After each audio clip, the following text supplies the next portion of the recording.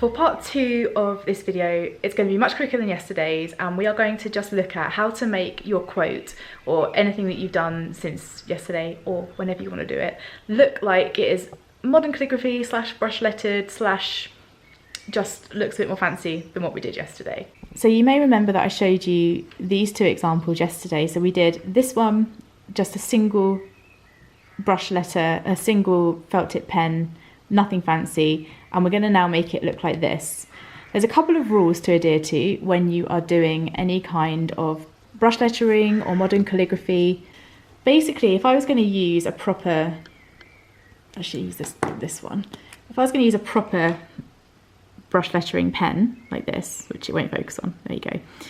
The rule is with brush lettering, if I was I'm going to write the word light again. Any downward stroke is a thick stroke, any upward stroke is a thin stroke. So when you're using a proper lettering brush pen like this one, you press a little bit harder on the way down, and then you ease off the pressure on the way up, and then heavier on the way down, easier on the way up,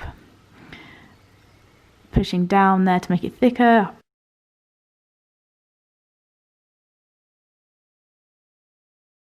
This pen does not like writing on this paper. You get the fatter side as you're pushing down and the thinner side as you take the pressure off. This pen's actually running out a little bit, guys, so you have to bear with.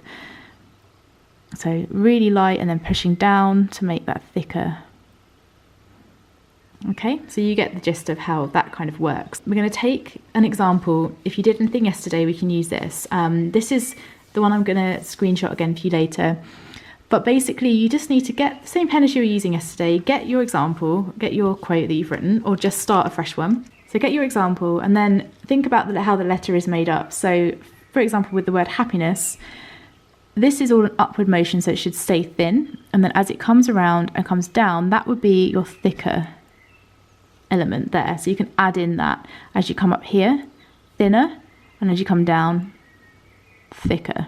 All right. So if we look at this one as an example here, so I'll bring this one down so we can kind of see it in shot a little bit, and hopefully you'll get the gist, maybe like that. So you can go through the whole word basically and decide, take your time with it and just think that's going up, that would be thinner. So any downward stroke, thicker. So that would be a downward stroke. The A is a downward stroke. You come up to that thin part and then you're downward stroking again at the tail of the A.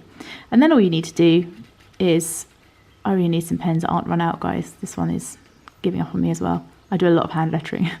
Once you start colouring these in, no one would know that you've not used a calligraphy pen. And then the same, so downward stroke on the P, and then it comes into an upward stroke which should remain thin, round into a downward stroke, and colour that part in too. And you can just copy mine on the screenshot, and then that's a downward stroke, and then it's an upward stroke, so that remains thin. You might mess it up a few times, don't worry about that too much, it happens. The I, a downward stroke.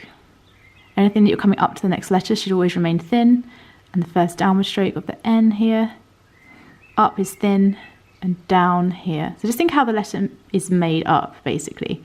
How you do it. So down for an N, up and down. So thick, thin, thick.